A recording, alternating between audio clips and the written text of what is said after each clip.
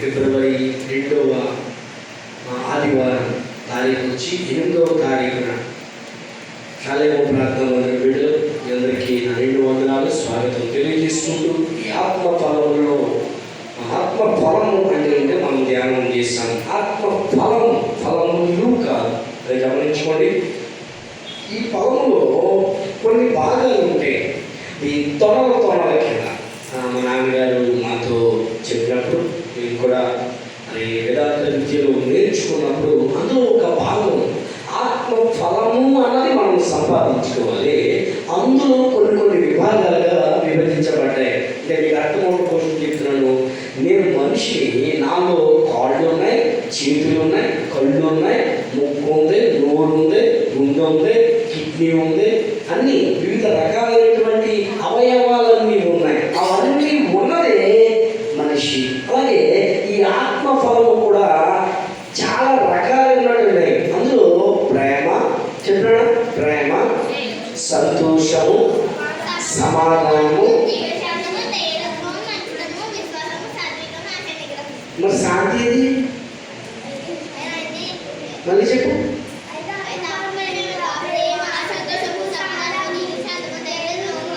అయితే సమాధానం అంటే ఏంటంటే శాంతి కదా, అంతేనా? వాక్య ధ్యానంలోనికి మనం వెళ్తాం. మొదటిది ప్రేమ, రెండు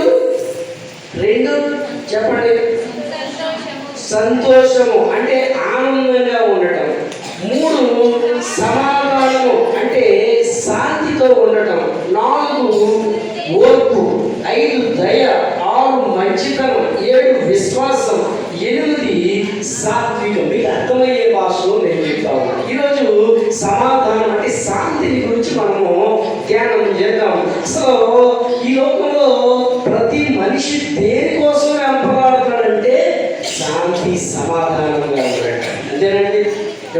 చాలా మంది జీవితాల్లో శాంతి లేదు, ఈరోజు సమాధానం లేదు, భార్యకు భర్తకు సమాధానం లేదు, అన్నదమ్ములకి మధ్యలో శాంతి లేదు, బంధువుల మధ్యలో సమాధానం లేక ఒకళ్ళ మీద ఒకరు పగ, ఒకళ్ళ మీద ఒకరు కొంచెం సౌండ్ తగ్గించండి, ఒకళ్ళ మీద ఒకరు ఏమంటే మాటలు, ఇవన్నీ సాతాను యొక్క మనసుతో నడిపించిపోతా ఉన్నది. హల్లెలూయా. నువ్వు కనుక క్రైస్తవుడు అయితే, నువ్వు దేవుడి బిడ్డవైతే, నువ్వు వాక్య ప్రకారంగా కనుక నడుచుకుంటే, వాక్యమే నీ మీద ఏలుబడి చేస్తా ఉంటే, వాక్యం కింద నువ్వు ఉంటే క్రీస్తు సమాధానాన్ని నువ్వు పొందుకోవాలి. ఇదిగో అది మనందరం డిసెంబర్ నెలలో తెగ ధ్యానం చేస్తాం కూడికలో. ఆయన భుజము మీద సమాధానం, ఆయన సమాధానానికి అధిపతి, ఆయన సమాధానానికి కర్త ఉంటుంది అన్నమాట. ఆ ఇంకో చోట ఉంటుంది, నా శాంతిని మీకు ఏమనుగ్రహించాడంట మనకి, ఆయన శాంతిని అనుగ్రహించాడు. అందుకని ఇంకొక సందర్భంలో కూడా ఉంటుంది, శాంతికరమైన జలముల యొద్దకు ఏంటంట, శాంతికరమైనటువంటి జలముల యొద్దకు మనల్ని నడిపిస్తాడు. నువ్వు ఏం చేయాలి అయ్యా అంటే, ఆయన శాంతి కోసం నువ్వు ఏం చేయాలి, ఏం వెతకాలయ్యా ఈ లోకంలో అంటే, శాంతి ఎక్కడ ఉంది, సంతోషం ఎక్కడ ఉందని, సమాధానం ఎక్కడ దొరికేదని, సంతోషం ఎక్కడ ఉందని, సమాధానం ఎక్కడ దొరికేదని, ఏవేవో వెతికాను, ఏవేవో వెతికాను, ఎందరినో వెతికాను,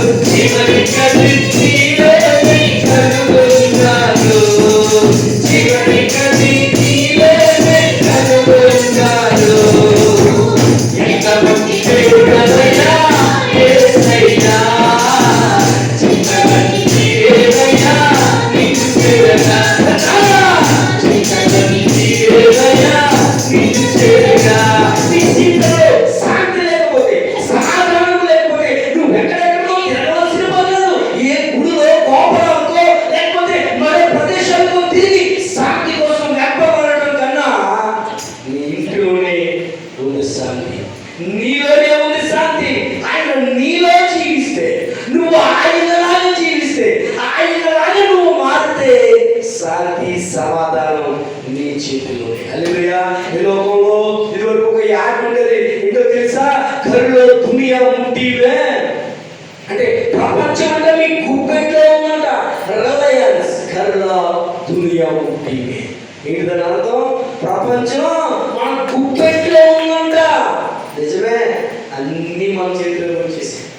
చెడు వచ్చేసింది, మంచి వచ్చేసింది, నిత్య జీవం వచ్చేసింది, సమాధానం వచ్చేసింది, అన్నీ వచ్చేసాయి. నువ్వు ఏం సెలెక్ట్ చేసుకుంటావు?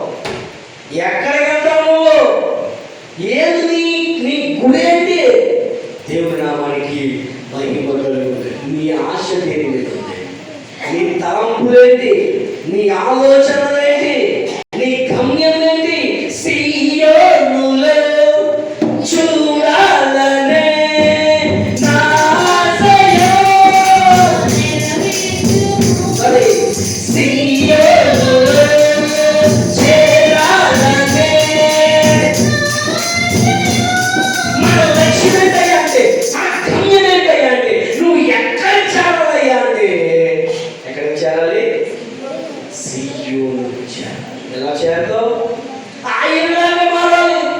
ఆయనలాగా నువ్వేం చేయాలంటే నిన్ను తగ్గించుకోవాలి. ఇదిగో వాక్య ధ్యానంలోనికి మనం వెళ్తా ఉన్నాం. ఆయన శాంతి సమాధానాన్ని మనకి ఇవ్వడానికి. ఈ భూమి మీద కూడా చాలా మంది ఏం లేదంట, ఏం లేదు, చాలా మంది కోర్టు సమస్యలో ఉన్నారు, ఇంకా పోలీస్ స్టేషన్ సమస్యల్లో ఉన్నారు, జైల్లో మగ్గిపోతూ ఉన్నారు. కోపము, మత్సరము, పగ, అసూయ, ద్వేషం, ఇవన్నీ మనుషులు ఏం వెళ్తా ఉన్నాయి? ఏళ్తా ఉన్నాయి. ఈ సాతాను మనసు. క్రీస్తు మనసు ఏంటంటే శాంతి, సమాధానం, సౌభాగ్యత్వం, సాత్వికము, వినయ మనస్సు, తేన మనస్సు. వీటన్నిటిని మనము ధరించుకుంటే మనం ఏమవుతామంటే పరిపూర్ణము. వాక్య ధ్యానంలోకి మనం వెళ్ళిపోదాం. చూసుకుంటే శాంతి అనే అంశం గురించి మనం ధ్యానం చేస్తే గలతీయులకు రాసిన పత్రిక 5వ అధ్యాయము 22వ వచనం. గలతీయులకు రాసిన పత్రిక 5వ అధ్యాయము 22, 23.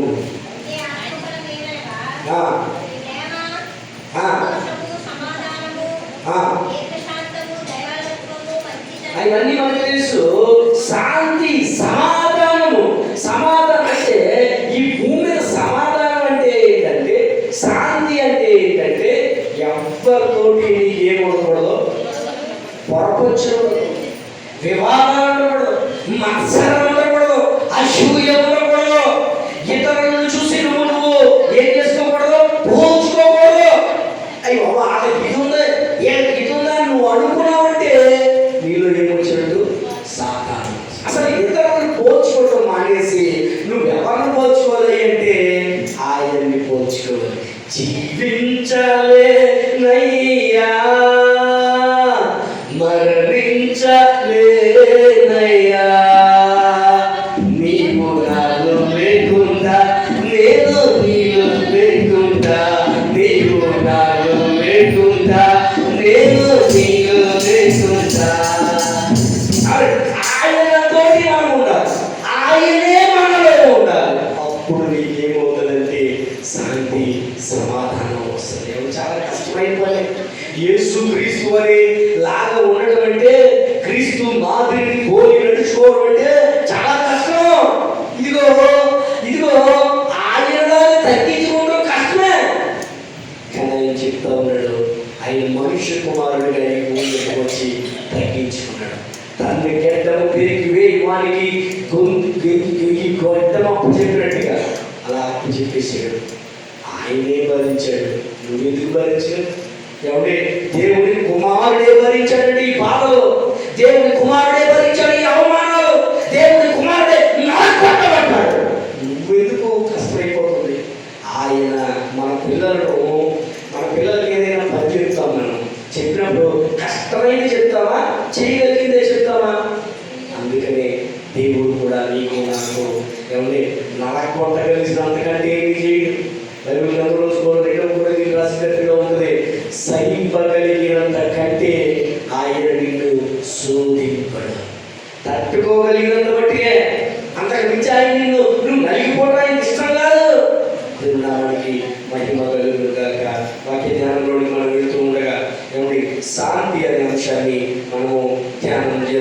ఇదిగో ఇదిగో దశలోనికి రాసిన పత్రిక 5వ అధ్యాయం, దశలోనికి రాసిన పత్రిక 5వ అధ్యాయము 23వ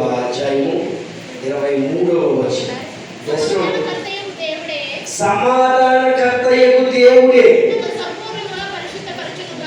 ఏం చేస్తాడట? మిమ్మల్ని సంపూర్ణముగా మిమ్మల్ని ఆయన సరిచేస్తాడు. ఇంకా సరిలేని వాళ్ళవి, ఇంకా వంకరగా ఉన్నవి, ఇంకా ఎత్తైనవి, మెట్టలుగా ఉన్నవన్నీ ఏం చేస్తాడైనా సరి చేస్తాడు. ఆ రోజుని భయం లేకుండా ఉండొచ్చు. ఇంకా మనం కొంతమంది ఇంకా దేవుడి వాక్యం అంటే భయం లేదు, దేవుడి సేవకుడు అంటే గౌరవం లేదు. సమయం వస్తుంది, ఖచ్చితంగా ఆయన నన్ను నేను సరి చేస్తాడు. దేవుడి నామానికి మహిమ కలుగును గాక. వచ్చే వాక్య ధ్యానంలో ఇంకా చూసి 3వ దశలోనికి పత్రిక 3వ అధ్యాయం 16వ వచనం. ఎవరంటే ఆయన సమాధానకర్త, ఆయనే దానికి అధిపతి. సమాధానకర్త అధిపతి, దాన్ని కొనసాగించేవాడు అన్నట్టు ఒక సందర్భం. ఎవరంటే ఆయన కర్త అండి, ఆయనే దానికి అధిపతి. ఈ మధ్య కూడా నేను కూడా చాలా చదువుతూ చూస్తా ఉన్నా, అధిదేవతలు అంటూ మొదలెట్టారు. ఈ యొక్క డమ్మీ బ్యాచ్ కొంత తయారైపోయి ఏదైనా ఫర్ ఎగ్జాంపుల్ శాలేము ప్రార్థన మందిరం ఉందనుకో, దాన్ని ఏమంటారంటే శాలేము ప్రార్థన మందిరం అధిదేవత ఉంటుంది. గుడ్డు వ్యవస్థాపకులు పాస్టర్ అంటే అధినేత ఏంటి? సమాధానకర్త అధిపతి ఆయన. దేవుడి నామానికి మహిమ కలుగును గాక. ఎవరికి నీకు ఇతరులకు మధ్య ఏదైనా పొరపొచ్చుగా దేవుని దగ్గర కూర్చాడు, ఆయన మీ మధ్య సమాధానాన్ని కలిగిస్తాడు. వచ్చేద్దాం మనం మరలా ఇదిగో చూసుకోకపోతే ఏప్రిల్ రాసినటువంటి పత్రిక 13వ అధ్యాయం 20వ వచనం. ఏప్రిల్ రాసినటువంటి పత్రిక 13వ అధ్యాయం యేసు అను మన ప్రభువును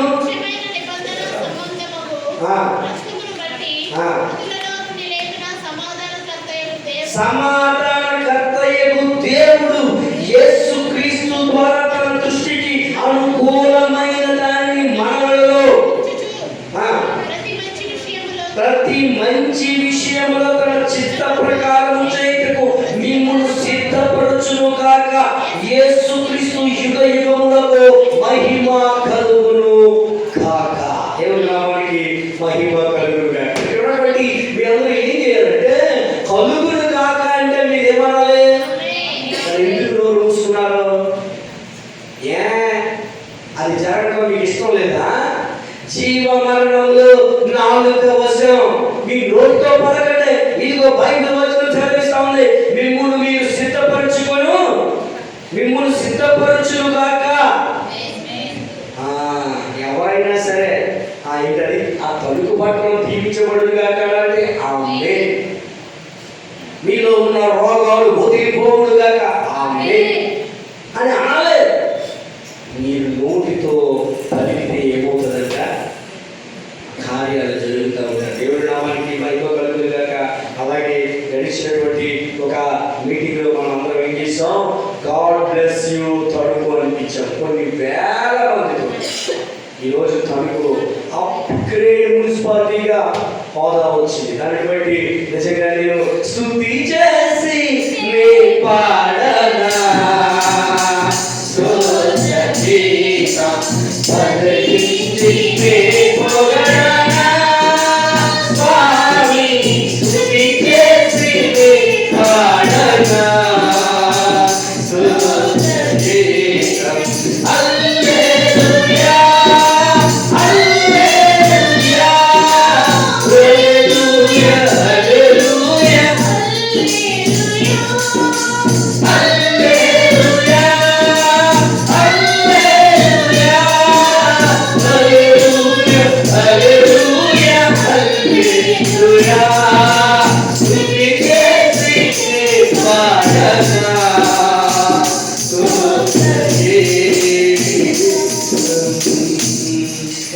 మనందరి నోటి ఫలము చేత నా తడుకు పాటు ఏమైంది? దీవించబడింది. దేవుని నామానికి మహిమ కలుగును. ఇక మన వాక్య ధ్యానంలోకి వెళుతూ ఆయన సమాధానానికి కర్త, సమాధానానికి అధిపతి, ఆయన సమాధానకరుడు. ఇంకా మనం చూస్తే 1 కొరింథీయులకు రాసిన పత్రిక 14వ అధ్యాయము 33వ వచనం. 1 కొరింథీయులకు రాసిన పత్రిక 14వ అధ్యాయం 14:30 చదవండి.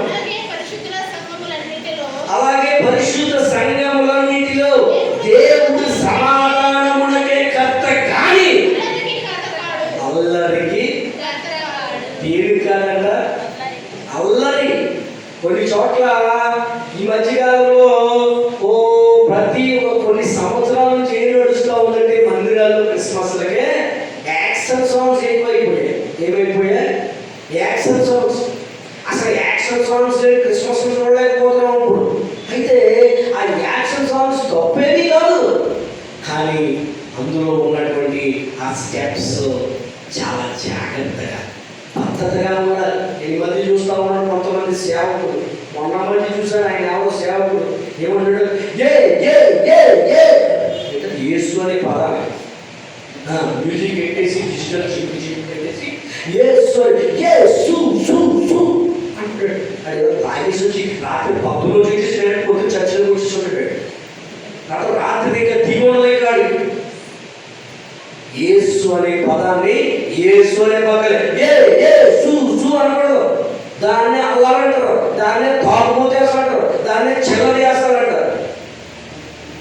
యేసయ్య అనే పదం ఎంత అద్భుతంగా ఉంటుంది. ఎలా పలకాలో అలాగే పలకాలి.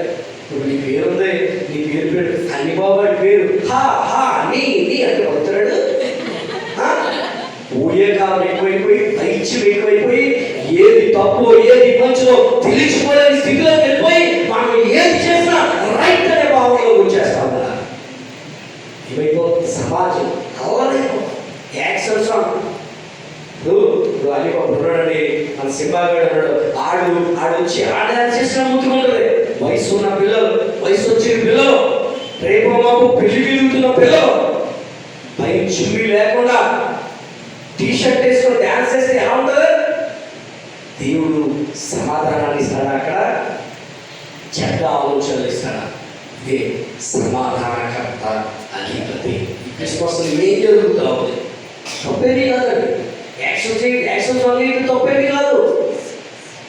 దావీదు వలెనే నాట్యమాడి తండ్రిని స్తుతించెదము. వలెనే నాట్యమాడి తండ్రిని స్తుతించెదము. యేసయ్యా స్తుతము, యేసయ్యా స్తుతము, యేసయ్యా స్తుతము, యేసయ్యా స్తుతము. దావీదు వలెనే నాట్యమాడి తండ్రిని స్తుతించెదము. యేసు ప్రభు పాటలు ఎన్నో ఉన్నాయి. దానికి ఉన్న యాక్షన్ సాంగ్ చర్చ్లో దేనికుంటే అద్భుతం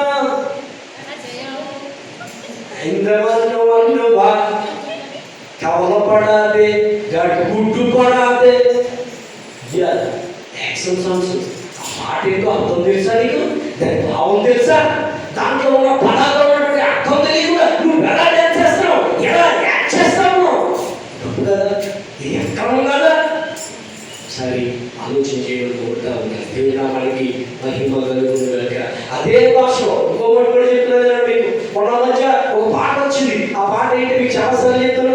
కై విడువ తెలియాదు బై చెయ్యి విడువ తెలియాదే అంటే అదేంటంటే ఏ పరిస్థితుల్లో ఉన్నా నువ్వు చెయ్యి విడవడం తెలియదు అంటున్నాడు. అది బాగుందా అంటే ఆ భావం తెలియాలి. ఆ భావం తెలిస్తే నువ్వు వేయాలి. దేవునామానికి మహిమ. ఎన్ని లేవండి గొప్ప పాటలు, ఎన్ని లేవండి నాట్యమాడే పాటలు.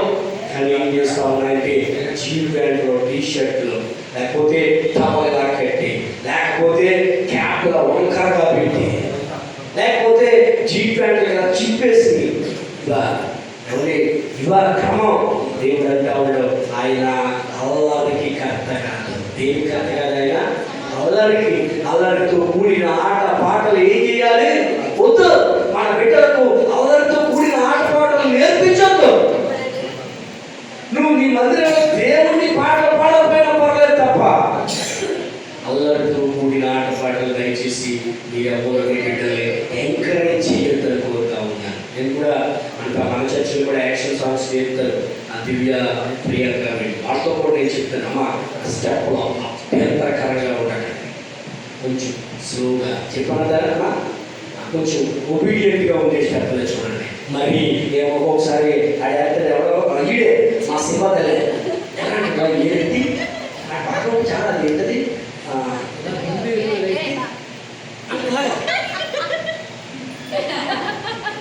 ఏంటంట మంచిది కాదు అది ఒక రకమైనటువంటి వారు చనిపోయినప్పుడు ఒక జాతికి సంబంధించి వాళ్ళు చనిపోయినప్పుడు తీసుకెళ్ళినప్పుడు చేస్తా ఉంటారు ఎలాంటి డ్యాన్స్ మంచిది కాదండి. దేవుని యొక్క పాటలు వేయాలంటే చక్కగా వృద్ధిగా పద్ధతిగా అంటా ఉంటాడు. సమాధానానికి మనకి వారసుడై ఉన్నాడు, అధిపతి అయి ఉన్నాడు. మన పిల్లల్ని దయచేసి ఎంకరేజ్ చేయొద్దని కోరుతా ఉన్నాను. దేవుడు నామానికి మరి మా అబ్బాయి అలా డ్యాన్స్ వేయలేదు, మామూలుగా రోడ్డు మీద వేస్తాడు, సరదాగా నన్ను ఎక్కిరిపించాడు. ఇది తప్ప ఎక్కడ యాక్షన్ సాంగ్ మీద వేయలేదు. వేసాడు ఎక్కడైనా మా ఇంట్లో నన్ను ఎక్కిరిపిస్తాను, ఏదైనా వద్దన్నాడు నేను అప్పుడు నన్ను ఎక్కిరిపిస్తాను అంటాడు, అంతే తప్ప వాక్య జ్ఞానంలోనే మనం వచ్చేద్దాం. మరలా వచ్చేద్దాం. ఎఫెసీయులకు అపోస్తుల కార్యములు 10వ అధ్యాయం, అపోస్తుల కార్యములు 10వ అధ్యాయం 10:30.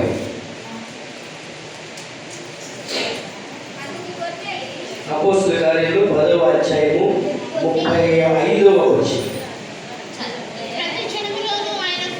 ప్రతి జనములోనూ ఆయనకు భయపడి నీతిగా నడుచుకొని వారిని ఆయన అంగీకరించును. యేసుక్రీస్తు అందరికీ ప్రభువు. ఆయన ద్వారా దేవుడు సమాధానకరమైన సువార్తను ప్రకటించి ఇశ్రాయేలీయులకు పంపిన వర్తమానమును మీరు ఎరుగుదురు. ఏం ఎరుగుతారంట? ఏం పంపాడంట? మాకు ఆయన ఒక వర్తమానాన్ని పంపాడు. అది మనందరికీ తెలుసు, కానీ తెలియని వాళ్ళే ఇంకా ఏం చేస్తా ఉన్నారు? ఇహలోక సంబంధమైన దేవత వారి మనోనేత్రాలకు ఏం కలగజేసింది? గుడ్డితనం కలగజేస్తా ఉన్నాయి. దేవునామానికి మహిమ కలుగుగాక. ఎవరు ఇంకా చూసి రోమిలకు రాసినటువంటి పత్రిక 10వ అధ్యాయము 15వ వచనం, 10వ అధ్యాయము 15వ వచనం. రోమిలకు రాసినటువంటి పత్రిక 10వ అధ్యాయము. ప్రకటించు వారు పంపబడని ఎడల ఎట్లు ప్రకటించుదురు? ఇందు విషయమై ఉత్తమమైన వాటిని కూర్చిన సువార్త ప్రకటించు వారి పాదములు ఎంతో సుందరమైనవి. ఏంటంట? పంపబడిన వాళ్ళు పంపబడకపోతే ఎట్లు ప్రకటిస్తారు? నిజమే. ఇప్పుడు సువార్త ప్రకటించడానికి వెళ్తే ఏం చేసేస్తున్నారు? పర్మిషన్ ఉందా? దేనికి రా పర్మిషన్? దేనికి పర్మిషన్ అసలు? ప్రతి వాడు ఒక్కొక్కడు బయలుదేరిపోయాడండి. ఈ చిల్లరగాడు, సైకోగాడు, ఈ మతోన్మాదులు యేసుక్రీస్తు వాక్యాన్ని ప్రకటిస్తూ, దేవుని ప్రాణాలు ప్రకటిస్తూ, అరే నన్ను రక్షించాడు, నాకు సమాధానాన్ని కలగజేశాడు, నాకు రక్షణ కలగజేశాడు, శాంతి సమాధాన సౌభద్రత్వాన్ని కలగజేశాడు, నరకంలో నుండి పరలోకానికి వెళ్ళే మార్గాన్ని కలగజేశాడని ప్రతి ఆత్మీయ ఆనందాన్ని అనుభవిస్తున్న క్రైస్తవులు రోడ్డు మీదకి వచ్చి చెప్తుంటే పర్మిషన్ ఉందా అని అడుగుతున్నారు. దేనిగా పర్మిషన్? రోడ్డు పక్కన ప్రాంతి పెట్టి పర్మిషన్ ఉందా ఎప్పుడు అడిగారా? రోడ్డు మీద అడ్డంగా ఉన్నటువంటి హోర్డింగ్స్ కి పర్మిషన్ ఉందా అని అడుగుతున్నావా? లైటింగ్స్ పెడతా ఉంటారు పండగకి, పెద్ద పెద్ద లైటింగ్స్, 50 అడుగులు 70 అడుగుల లైటింగ్స్, దానికి పర్మిషన్ ఉందా అని ఒక్కడు అడుగుతున్నారా? ఎందుకు అడుగుతున్నారండి క్రైస్తవులు? ఎందుకు అడుగుతున్నారండి క్రైస్తవ బిడ్డలే పర్మిషన్ అని? సువార్త ఇస్తే చాలు పర్మిషనా? ఎన్ని గుళ్ళ మీద లైటింగ్ పర్మిషన్ ఉందండి? రోడ్డు పక్కన ఉన్న గుళ్ళకి పర్మిషన్ ఉందా? అది చర్చిలకు పర్మిషనా? మరి గుళ్ళు కట్ట పర్మిషన్ మాట్లాడలేదన్నా? శాంతి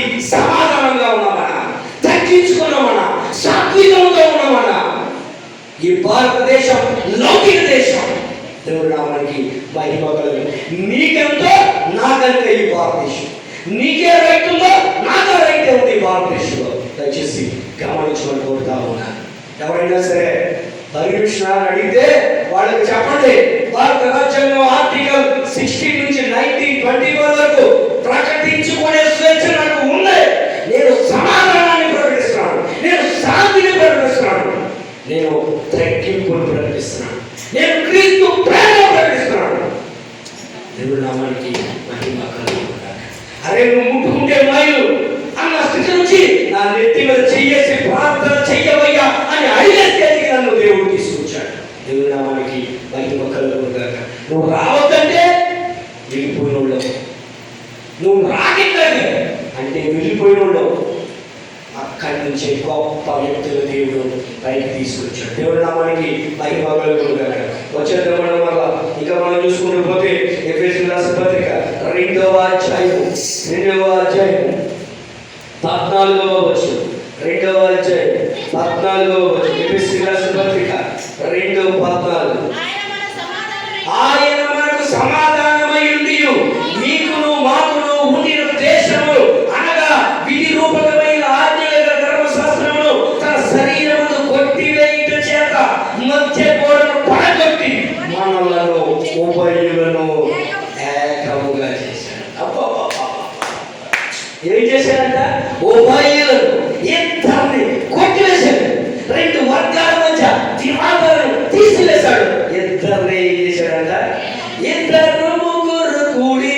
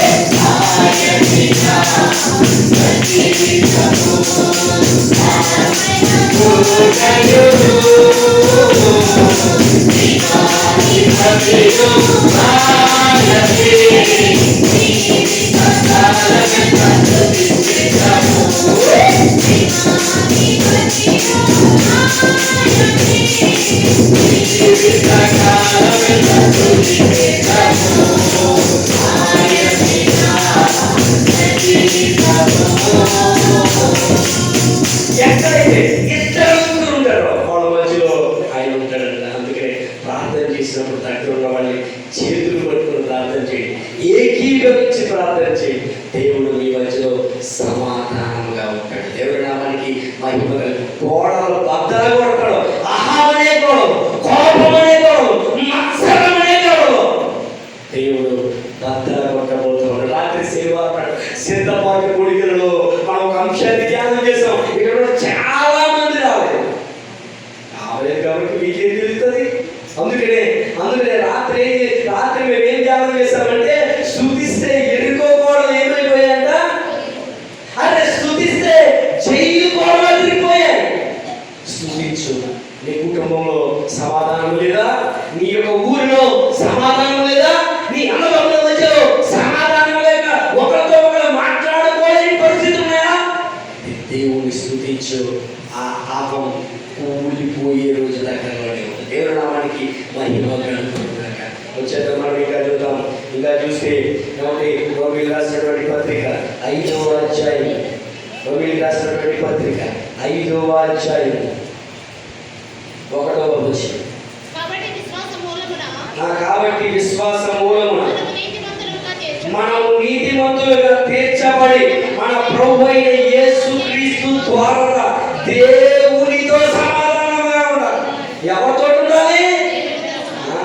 పడదు అంటే వాక్యం అంటే పడదు, దేవుడు అంటే పడదు, ప్రార్థన అంటే ఉండదు, మోకాళ్ళు వేయం, ప్రార్థన ఇంకెక్కడ సమాధానం అండి? మీ జీవితాల్లో ఇంకా కొన్ని జీవితాల్లో సమాధానం లేదంటే ఇక్కడ ఉంటుందండి. ప్రార్థన జరుగుతాం, ఇంటికి అడిగితే నీకు సమాధానం ఏముంటుంది? ఇంకా అనారోగ్యం అండి ఎందుకు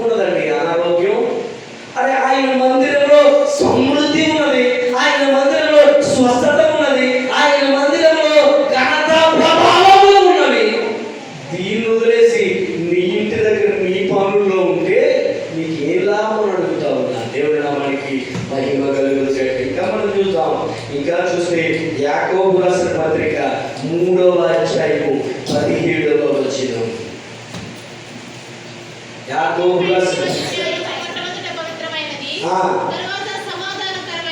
పరలోక జ్ఞానము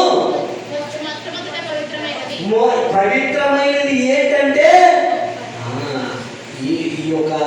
ఈ లోకంలో ఉన్నటువంటి ఆ నదిలో ఈ యొక్క అయ్యో పవిత్రాలు కాదండి. ఏది పవిత్రం అంటే పరలోక జ్ఞానము పవిత్రమే. కొంతమంది అనుకుంటారు ఇది పవిత్రమైన నది అంటారు కొంతమంది. నేను కూడా చూస్తూ ఉంటాను. ఆ నదిలోనే ఏం వేశారు? మీకు నదుందండి పక్కన, మన ఇంటి పక్కన కాలువ వెళ్తుంది. ఆ కాలంలో ఇంకా విచిత్రమైన తెలుసా, పరుపులు కూడా వేసేస్తారు. ఏం వేసేస్తారు?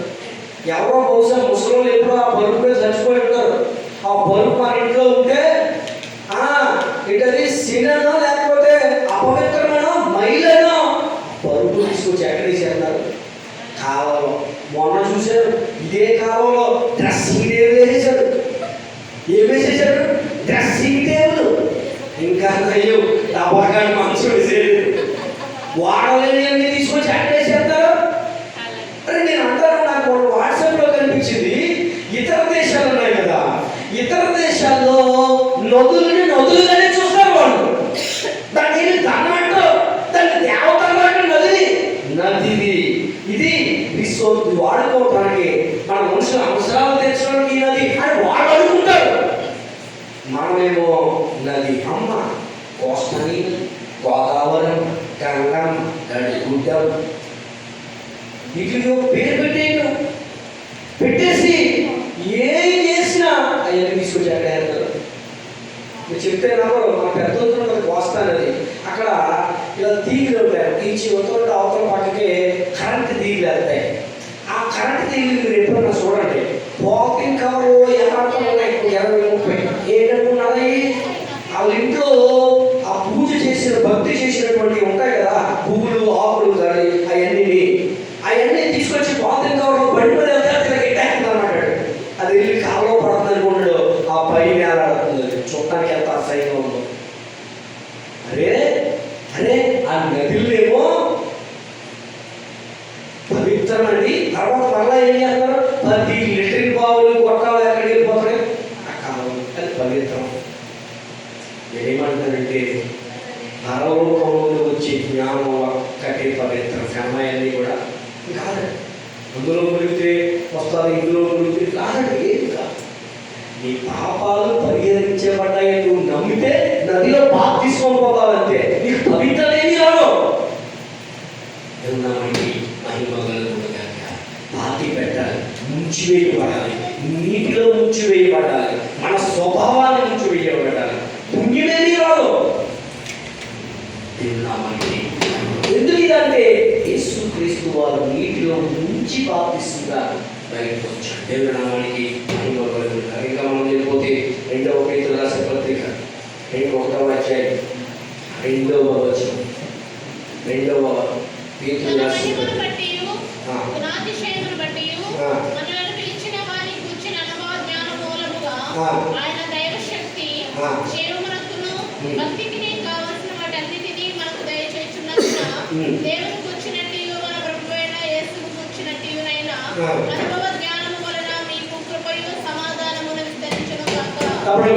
ఒకసారి మనకి సమాధానం ఎలా వస్తుంది అంటే ఇక్కడ చెప్తున్నాడు చూడండి. అందరూ చదవండి ఒకసారి. 3వ వచనం.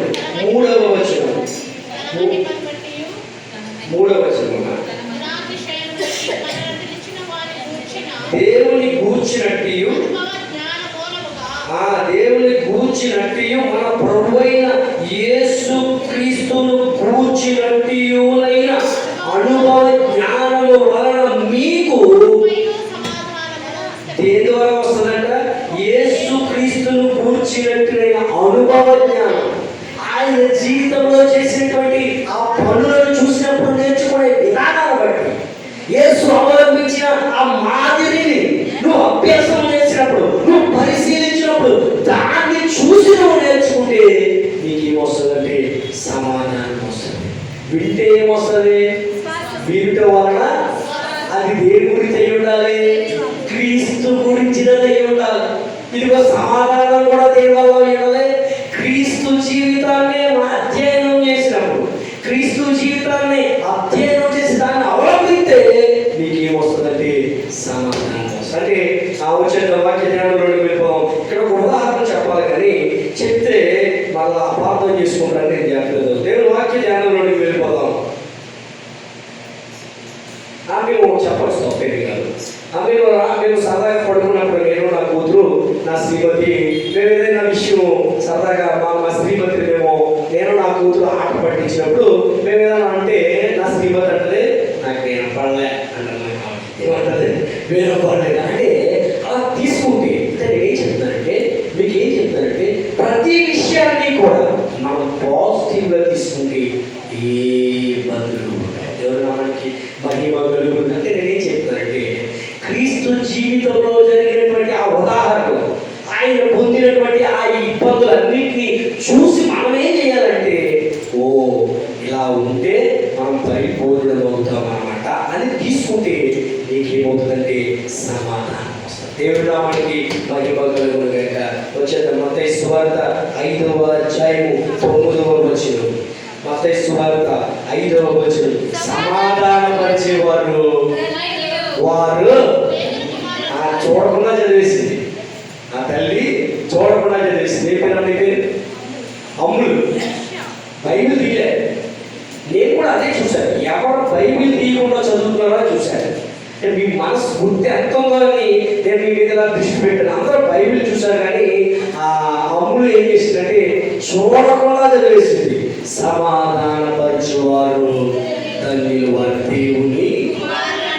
ఇంకొక మాట కూడా చెప్పచ్చు. ఇందాక మీరు అబ్జర్వ్ చేశారు. మీరు ఈరోజు కావాలి బైబిల్ చదివింది పోతుంది మనతో పాటు అందరితో తడపడకుండా చదివింది. మీరు ఎవరైనా అబ్జర్వ్ చేశారా? చేసావా? నువ్వు చేసావా? ఫస్ట్ టైం ఎంతకాలం నుంచి ఏంటది బండి స్మూత్గా వెళ్ళినప్పుడు చూడు అలాగా ఈజీగా చదివింది. ఇదివరకు నుంచి అంటే ఒక భాగం ఎక్కుతా ఉండేది ఏదైనా, కానీ ఈసారి ఏమైందంటే చాలా కాన్ఫిడెన్షియల్గా చదివింది. ఎలా వచ్చిందయ్యా ఇదంటే అనేక సార్లు మనం దాన్ని ధ్యానం చేయడం ద్వారా ఈ యొక్క దాన్ని మనము సంపాదించింది. దేవుడి నామానికి మహిమ కలుగుతుంది. సమాధానపరచాలి. ఎలా ఉండాలి? సమాధానపరచువారు ధన్యులు వారు. నువ్వు ఉన్నావంటే అక్కడ ఏముండాలి? సమాధానం ఉండాలి. నువ్వు ఉన్నావంటే అక్కడ విషయం సాల్వ్ అవ్వాలి. దేవుడి నామానికి మహిమ కలుగుతుంది. నువ్వు ఎక్కడికైనా వెళ్ళావు అనుకో, నువ్వు చెయ్యగలిగిన స్థితిలో ఉంటే నువ్వు చేయాలి. ఏం చేయాలి? చెయ్యగలిగిన స్థితిలో ఉంటే నువ్వు చేయాలి. సమాధానానికి నువ్వు వారసుడిగా ఉండాలి. నేను ఈ సందర్భం వచ్చి చెప్తాను తప్ప చెప్పాలని నేను అనుకోలేదు. ఉదాహరణ నేను చెప్తా ఉన్నాను. గతంలో డిసెంబర్ 3వ తారీఖుని అతిలో క్రిస్మస్ జరిగింది. తెలుసు కదా మీకు.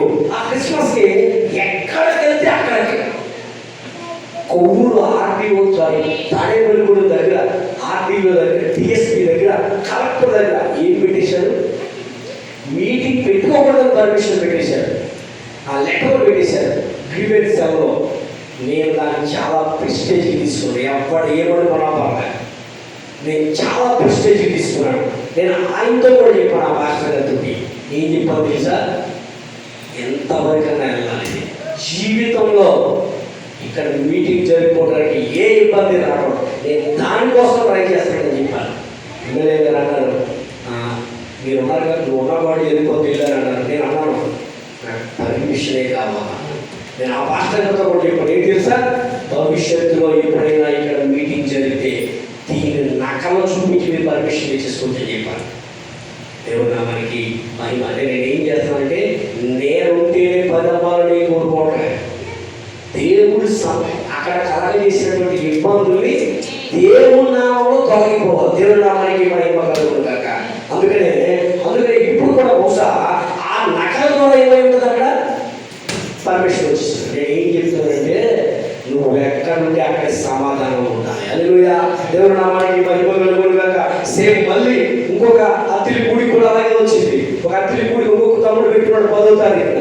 వారు కూడా మీటింగ్ పర్మిషన్ పెట్టుకోవాలంటే ఒక లేవు తీసుకున్నారు. ఒక 7 స్థలాలు ఇవ్వడంట. మాకు ఏ అభ్యంతరం లేదు అనే వాళ్ళు అంటే ఒక చోట 7 మంది స్థలాలు ఉన్నాయి. ఆ 7 మంది మాకు మీటింగ్ పెట్టుకోవచ్చు, ఇబ్బంది లేదు చెప్తారా? ఇంపాసిబుల్. ఆ ఇబ్బందితో మళ్ళా మీటింగ్ ఆగింది. ఆ తమ్ముడు గారు రావడం జరిగింది, ఎమ్మెల్యే దగ్గరికి తీసుకెళ్ళడం జరిగింది. చాలు ఆయన అన్నారు, మరి ఎంతమంది సంఘం పెట్టాలంటే ఇబ్బంది కదా సార్ అన్నారు. ఆయనతోటి ఎమ్మెల్యే గారు అన్నారు, అవన్నీ నీకు తెలుసు కదా, ఎలా ఉన్నారో చూసి మాట్లాడుతున్నాను. ఒకసారి అప్పిలస్సయ్య గారికి ఫోన్ చేయండియా అన్నాను. నేను చేస్తాను వెళ్ళన్నాను. దేవుని నామానికి మహిమ కలుగునుగాక. ఎక్కడ ఉంటే అక్కడ ఏముండాలి? సమాధానం ఉండాలి. దేవుని నామానికి మహిమ కలుగునుగాక.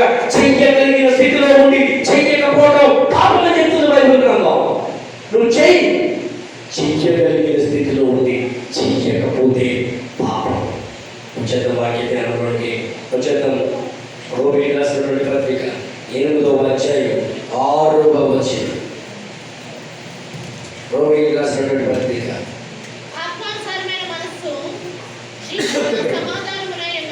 ఆత్మానుసారమైన మనస్సు జీవమును సమాధానమైనది. ఎవరికి? విశ్వాసికి ఆత్మానుసారమైన మనస్సు ఏం కావాలి చేస్తాడంట? సమాధానం. నువ్వు ఆత్మలో ఆనందించేవాడు, నువ్వు ఆయనతో ఆత్మగా మారాలి, ఏకాత్మగా మారాలి. అప్పుడు నీకు ఏమవుతుందంటే నీకు సమాధానం. దేవుని నామానికి మహిమ కలుగునుగాక. నాలో నీవు, నీలో నేను, నాలో నీవు, నీలో నేను.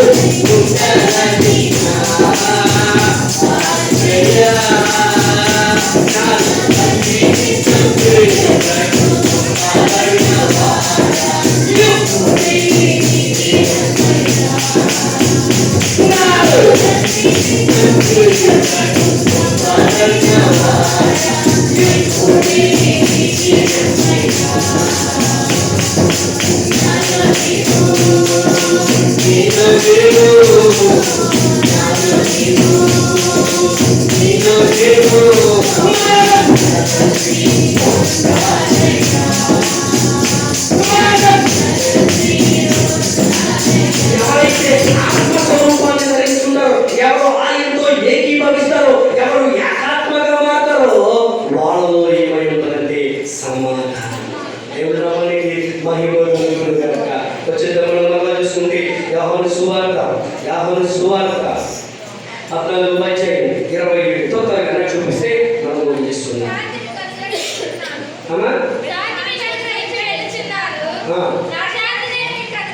ఒకరే చదవండి. శాంతి మీకు అనుగ్రహించుచున్నాను, నా శాంతినే మీకు. నాకు బాగా గుర్తు ఈ పదం, నాకు ఎప్పటికీ కూడా కళలో కనపడతా ఉంటాను. తెలుసా మీకు? కాబట్టి ఈ పదం కళ్ళు మూస్తే ఎంత ఓటే కనపడుతుంది. ఎక్కడ చెప్పండి? రాజమండ్రిలో కోరుకొండ వెళ్ళే రూట్లో బ్రదరన్స్ చర్చ్ అని ఉన్నదండి.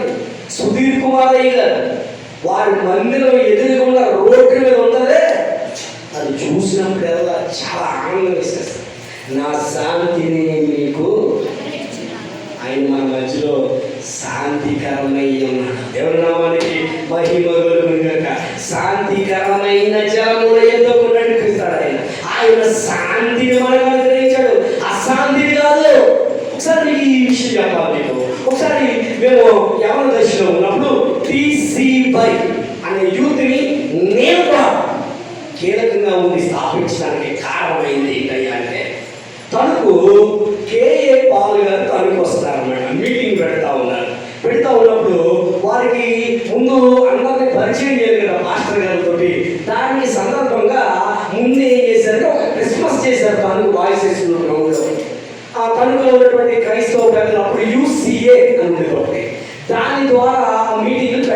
మనకి ఎవరంటే ఆయన దైవ సహాయం గారని ఒక ఆయన ఉండేవారు విజయవాడ. వారు వచ్చి ఇక్కడ ఉన్న లోకల్ పాస్టర్లందరినీ పెట్టి ఒక క్రిస్మస్ చేశారు. ఆ క్రిస్మస్ లో మేము నాటిక వేసాం. దాని పేరు ఏంటయ్యా? మనశ్శాంతి. ఏంటయ్యా నాటిక పేరు? మనశ్శాంతి.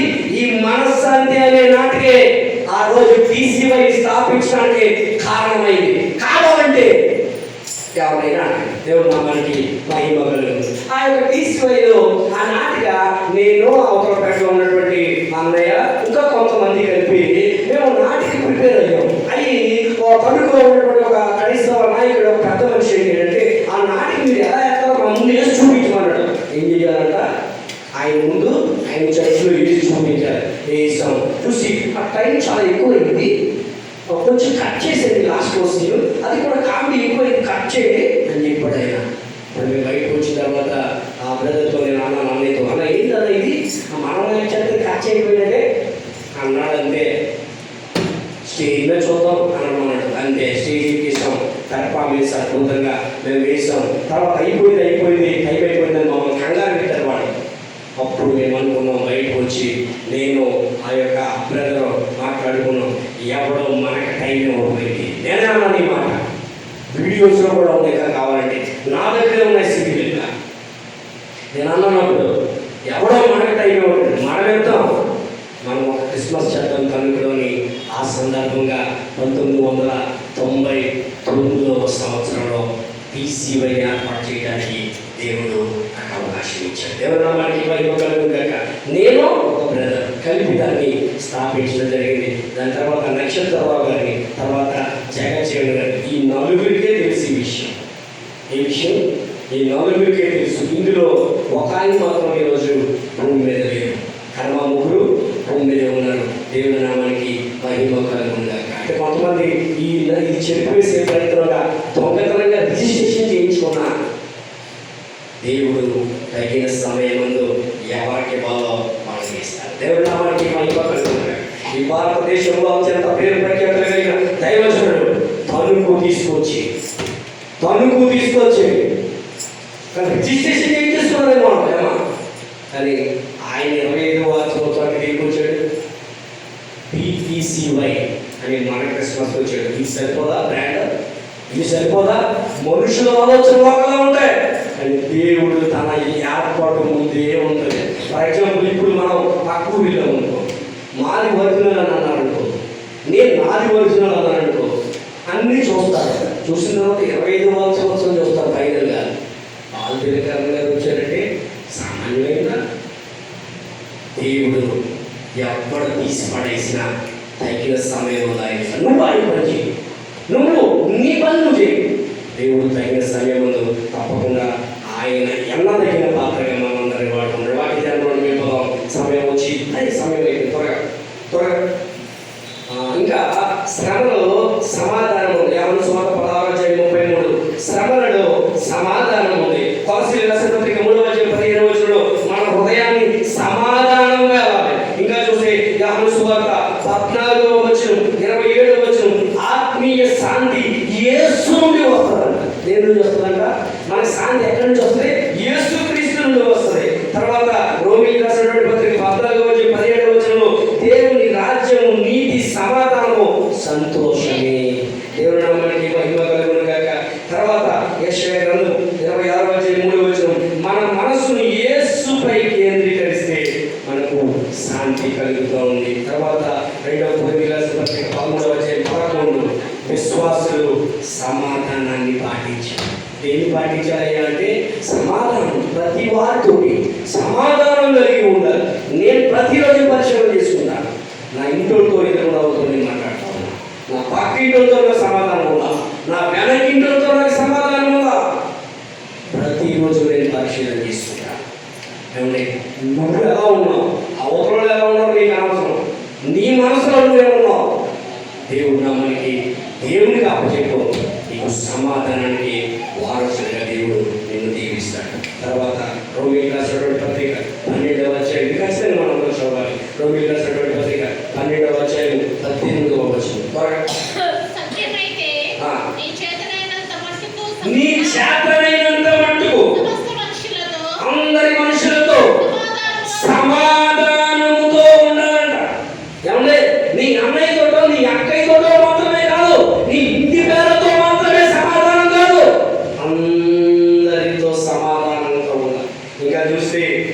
చూస్తే 14వ అధ్యాయం 19వ వచనం.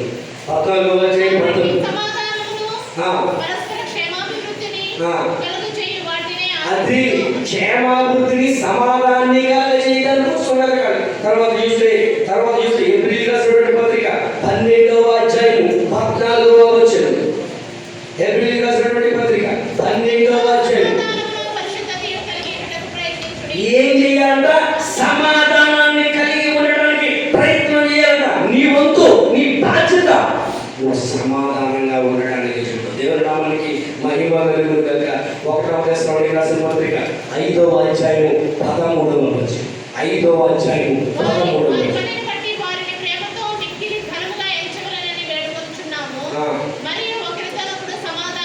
ఒకరితో ఒకరు ఏం చేయాలంట? ఇక్కడ ఉన్నటువంటి అందరితోటి మనం ఏం కలిగి ఉండాలి? నేను మాట్లాడినండి ఆతోటి పోతో మాట్లాడకపోతే ఏంటది? పోతాం నరకానికి. సమాధానం నీలో లేకపోతే నరకానికి వెళ్ళిపోతాం అంతే. అక్కడ అగ్ని ఆడదు, పురుగు చావదు. అందుకనే ప్రతి ఒక్కరికి సమాధానంగా ఉండడానికి నువ్వే మాట్లాడు. ఏమవుతుంది? నువ్వే మాట్లాడు, నువ్వే తగ్గించుకోవడం వల్ల నీ బంగారం ఏమీ కరిగిపోదు, నీ అకౌంట్ ఏమీ కరిగిపోదు. నువ్వు తగిన సమయం ముందు దేవుడు నిన్ను వీక్షించుగా. కళ్ళు మూసుకుందాం, ప్రార్థన చేద్దాం. కళ్ళు మూసుకుందాం, ప్రార్థన చేద్దాం. కళ్ళు మూసుకుందాం, ప్రార్థన చేద్దాం.